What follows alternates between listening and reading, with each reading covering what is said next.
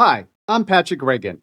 Welcome to the Network Routing and Routers, Part 6, Cisco Router LEDs and Ports. This continues our introduction to Cisco routers with a focus on understanding LEDs and ports found on Cisco routers and how to connect to a Cisco router for configuration. As always, stick around for the practice questions at the end to test your knowledge and help you prepare for the Network Plus exam. If you find this video helpful, don't forget to click the like button, and if you have not already, subscribe to the Pat Has Your Back channel for more tech training content and technical know-how. Compared to Cisco switches, the Cisco routers from the outside have a much simpler design because it's not used to connect computers to the device. On the front, you have a power plug and an on-off switch on the right side. In the center, you have the following LEDs. PoE0 indicates the power status of the Power over Ethernet, or PoE power supply unit.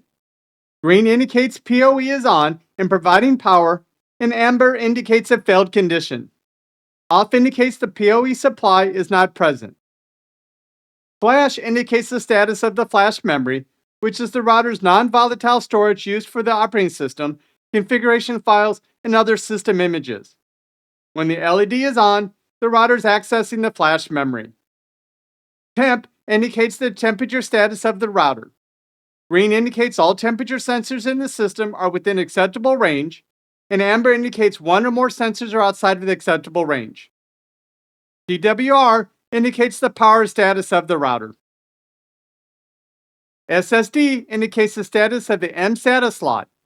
Green indicates SSD, mSATA is present and enabled, while amber indicates the SSD is initialized with errors. Off means SSD is not present. ISC indicates the status of the ISC slot.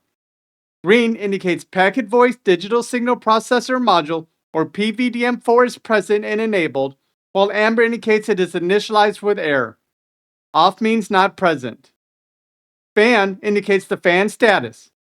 Green indicates all fans are operating. Amber indicates one fan has stopped working, while blinking amber indicates two or more fans have stopped working or the fan tray has been removed. Stat indicates the overall health of the router. Solid green indicates the system is operating normally, and blinking amber indicates a BIOS or ROM monitor or ROM-mon is booting. Amber indicates BIOS or ROM-mon has completed booting and the system is at the ROM-mon prompt or booting platform software. Off indicates the system is not out of reset or the BIOS image is not loadable. Cisco routers may have the following management ports. The auxiliary port is primarily used for out-of-band management via modem connection, which is used to access the router remotely when inbound or network connectivity is unavailable or during troubleshooting scenarios. Out-of-band management ports allows network administrators to configure, manage, and troubleshoot the router directly without relying on the network itself to be operational. Stereo console port is another out-of-band management port. The US Mini Management Port provides console access, providing a modern and convenient way for administrators to manage and configure the device, especially when traditional cellular ports are not available on laptops or PCs. The management port is an out-of-bound Ethernet port used exclusively for managing and monitoring the router without interfering with normal data traffic. It provides a dedicated interface for network administrators to manage the device separately from the main network interfaces. And lastly, a USB Type-A port, which is used for a variety of functions related to storage and file management so that you can use USB flash drives to perform software upgrades, configuration backups, and other file-related operations. Note, the console port is heavily associated with the management plane. The RJ45 GE ports are gigabit Ethernet ports used for inbound network connectivity, meaning they can handle the primary data traffic that flows through the router. These ports are essential for connecting the router to local area networks or LANs, wide area networks or WANs, or other network devices, and they support speeds of up to 1 gigabits per second. SFP ports, or small form factor pluggable port, is used to provide fiber optics connectivity or copper-based Ethernet via pluggable module. Gigabit Interface Converter, or GLC or GBIC, is a type of transceiver module that's used for gigabit Ethernet and fiber optic connections. The GLC modules, sometimes called the Cisco GLC transceivers, are small form factor pluggable or SMP modules that allow network devices like routers and switches to connect to different types of physical media, such as the fiber optics or copper, depending on the networking requirements.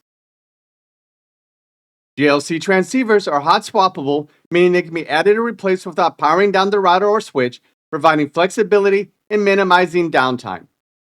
Types of GLC modules include the GLC SXMM, which is a multi-mode fiber connection and supports shorter distances, typically up to 550 meters. The GLC LHSM is for single-mode fiber and supports longer distances, typically up to 10 kilometers. The GLC-T provides copper-based gigabit Ethernet over twisted pair cables, typically for up to 100 meters.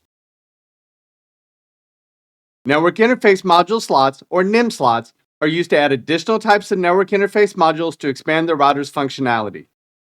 These modules allow for additional or specialized connectivity options, such as extra Ethernet ports, serial connections, voice interfaces, or WAN links like T1 or E1.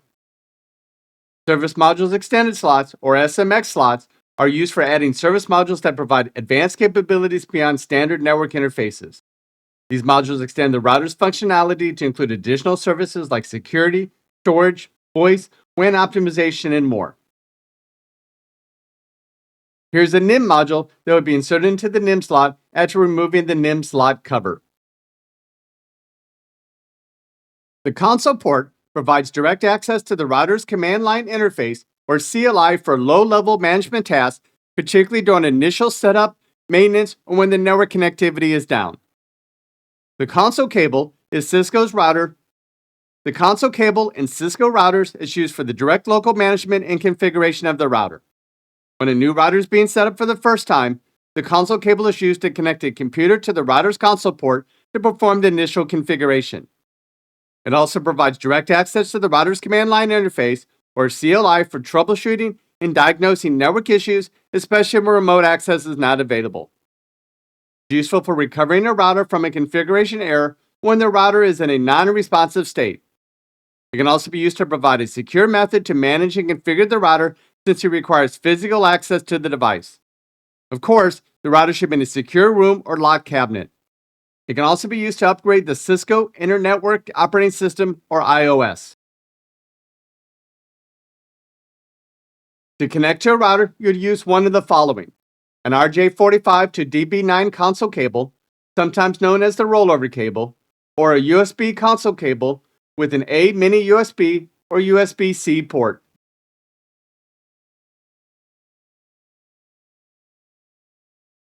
This shows the cable connected the laptop to the console port using the rollover cable.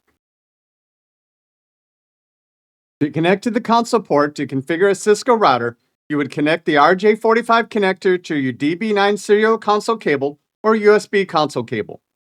You would then need to start your terminal emulator software such as PuTTY, TerraTerm, HyperTerminal, or the built-in terminal on Mac OS or Linux.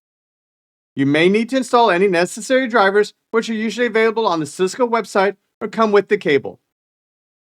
Next, open terminal emulator software such as PuTTY, and under connection type, select Serial.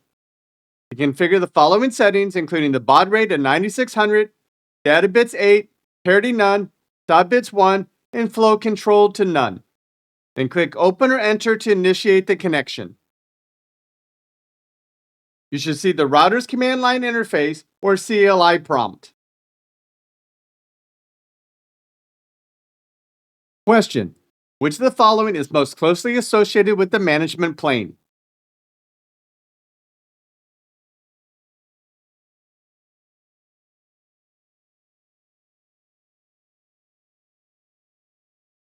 Answer: console port.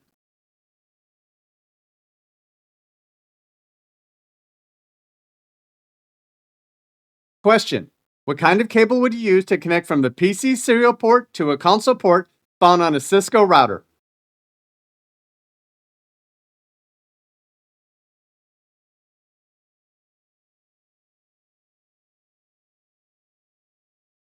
Answer: rollover cable.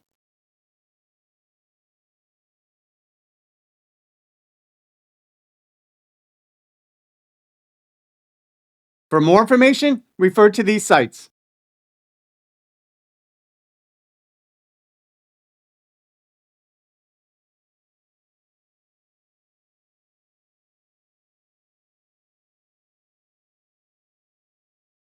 In summary, Cisco routers have various management ports, including auxiliary port, serial port, USB mini management port, and a management port. Out-of-band management ports allows network administrators to configure, manage, and troubleshoot the router directly without relying on the network itself to be operational. The SFP port, short for Small Form Factor Pluggable Port, is used to provide fiber optic connectivity or copper-based Ethernet via a pluggable module. GLC transceivers are hot swappable, meaning they can be added or replaced without powering down the router or switch, providing flexibility and minimizing downtime.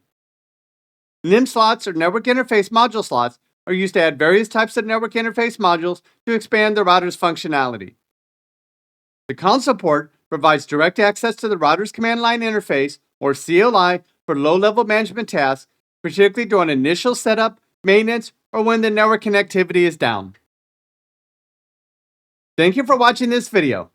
The next video will be Network Routing and Routers, Part 7, Configuring Cisco Routers. If you like this video, click the like button, and if you have not already, subscribe to the Pat Has Your Back channel. Thank you.